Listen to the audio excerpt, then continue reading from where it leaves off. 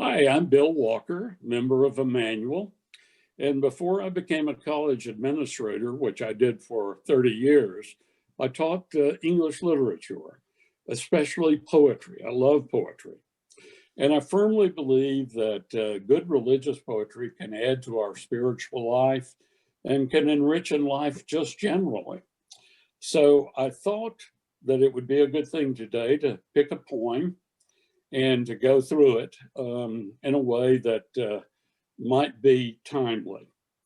We're going to read a poem by an English poet by the name of Gerard Manley Hopkins. Hopkins was a Jesuit priest and began writing poetry rather late in his career. But to understand the poem, I'm going to read through the verses so you can follow along. It will pop up on the screen. It's a complex poem, has a lot of words that you may not know, but I don't want you to let that puzzle you. I want you to let the language wash over you. You'll get the general meaning, and don't try to puzzle out each word. Just listen as it flows along. The profusion of images, which you will see, really ties right back into the theme of the poem. So here it is. It's called That Nature is a Heraclitean Fire and of the Comfort of the Resurrection. Cloud, puffball, torn tufts, tossed pillows, flaunt forth, then chevy on an air-built thoroughfare. Heaven roisterers and gay gangs, they throng, they glitter in marches. Down rough cast, down dazzling whitewash, wherever an elm arches, shive lights and shadow tackle and long lashes, lace, lance, and pear. Delightfully, the bright wind boisterous ropes, wrestles, beats earth bare of yester tempest creases.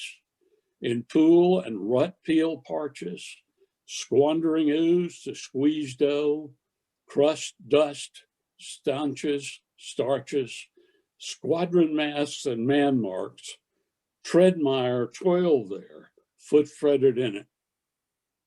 Million-fueled nature's bonfire burns on, but quench her bonniest, dearest to her clearest salved spark.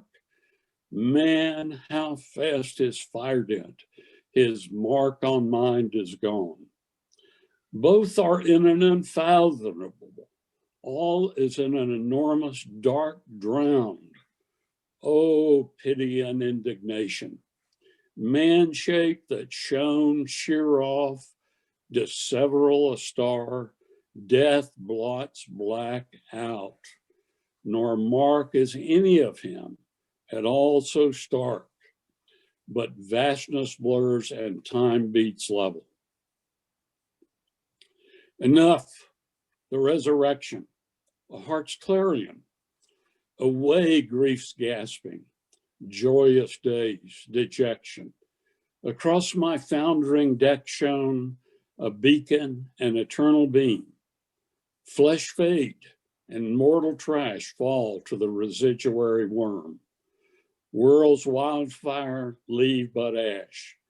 In a flash, at a trumpet crash, I am all at once what Christ is, since he was what I am. And this jack, joke, poor potsherd, patch, matchwood, immortal diamond is immortal diamond. The poem's subject, as you can clearly see, is change, a topic that we've learned a lot about in the past year. We've gone through a lot. First, our dear rector, Shelby, left, and we still miss her. We've had political turmoil and change, a fractious, divisive election followed by an insurrection in our nation's capital.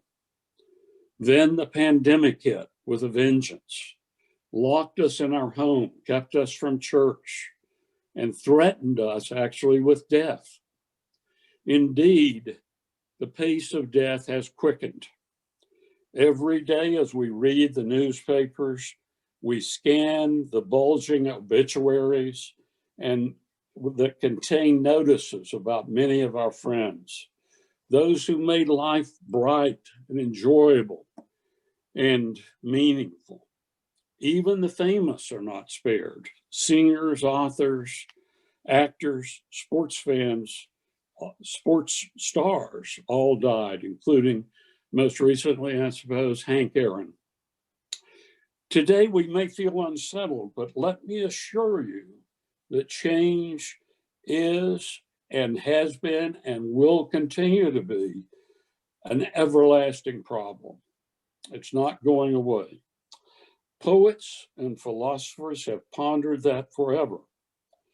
And that brings us to a man named Heraclitus. Heraclitus, the Greek philosopher, first called our attention to the overwhelming power of change.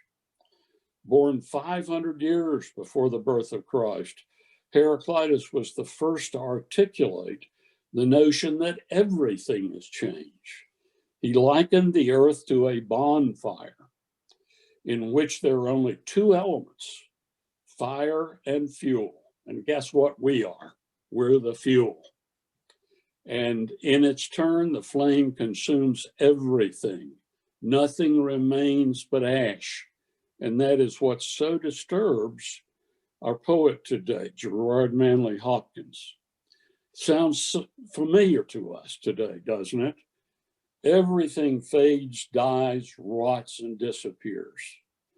That's the reality that our poet faces in this poem.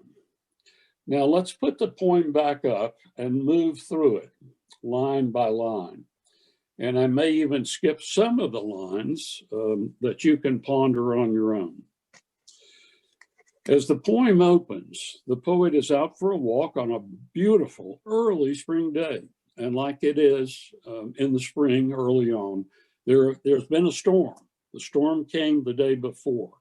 But today, the sky is blue and clouds are moving through the sky in a joyous manner.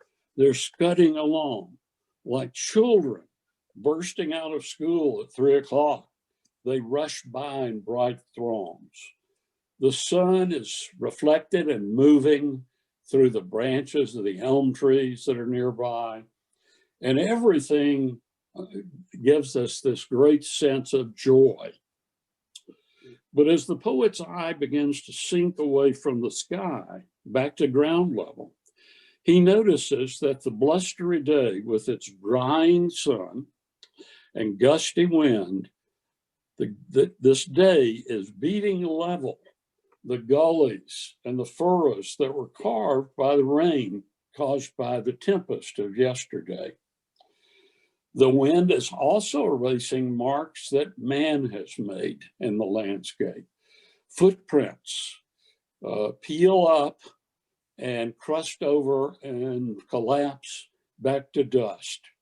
The marks of wagon wheels do the same. The poet realizes that just as the weather erodes these marks that man has made, it will eventually beat level every man mark. That is, every achievement of generations of women and men. Eventually, all these products of our imagination, which Hopkins calls fire damned, our imagination, all of the effort we put into life and changed will be obliterated. Recall, if you will, our joy in learning that the Great Wall of China was visible from outer space. The first astronauts told us this. We can see the Great Wall. Even the Great Wall will be beaten down eventually by the Heraclitean bonfire, and nothing will remain of it. The destructive forces, of course, the Heraclitean fire that consumes everything. And like all the changes we've experienced of late, that realization to Hopkins creates great consternation. Eventually, we have felt in the past, and Hopkins did as well, that he is different from nature, that we're the epitome, we're the apex of the development of nature. But we are also going to be destroyed by the Heraclitean fire. The realization shocks Hopkins because, like us, he has conceived he was different. As he puts it, man-shaped. That's what man has shaped and what man is himself. Man-shaped that shone sheer off, disseveral, a star, death blots black out, nor mark is any of him at all so stark, but vastness blurs and time beats level. We all feel that we're the apex of nature, but we will all be destroyed in this bonfire.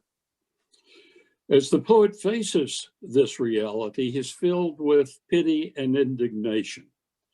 He feels, in fact, that he's standing on the deck of a ship that's sinking into the waves of a storm, like the storm of the day before. Like fire, the ocean is another image of the formless flux of endless change that will swallow us up and swallow up all of our achievements. And yet here, something happens to the poet. He hears a heart's clarion, and that heart's clarion is the recollection of the resurrection. Here's the big turn. In a flash, at a trumpet crash, I am all at once what Christ is, since he was what I am. And this jack, joke, poor potsherd, patch, matchwood, immortal diamond is immortal diamond. Christ was fully man, and thus he was what we are. The fact that he suffered death and was resurrected indicates that we too can participate in this miracle. It is important to note that Hopkins describes this, and this is critically important. He describes this as a natural process.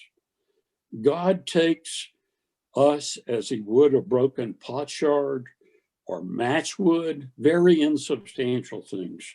He applies fire and pressure, and over the years, he converts us into immortal diamond. Heraclitus's bonfire, which seemed certain to destroy us, instead transforms us into an immortal substance. A natural process ultimately yields immortality. And that's the key of this one. This whole process adds up that we thought, this process thought that was destructive, adds up to immortality. And in Hopkins' views, creation operates by its natural laws so that it can fulfill God's purpose. In these days, when change threatens to overwhelm us, we have the promise of the resurrection. Note that Hopkins does not feel it necessary to go into what immortality is like. It's bright, it's sparkling, it's joyful, like a diamond. But we know no more about it, but we have the promise. I hope that you will find a copy of Heraclitean Fire, read it. If you want to puzzle out each of the words, let me assure you, each one has a precise meaning that adds immediately to the meaning of this poem. Go through it, grab your, I know each of you has a copy of your Oxford English Dictionary, so grab that, find out those words, and see what a marvelous piece of work this is. I know if you do that, if you keep reading it, even if you don't go to the Oxford English Dictionary, it will remain a blessing to you, especially a blessing in these times of change. I hope you've enjoyed this, and I hope you have a great week ahead of you. Thanks.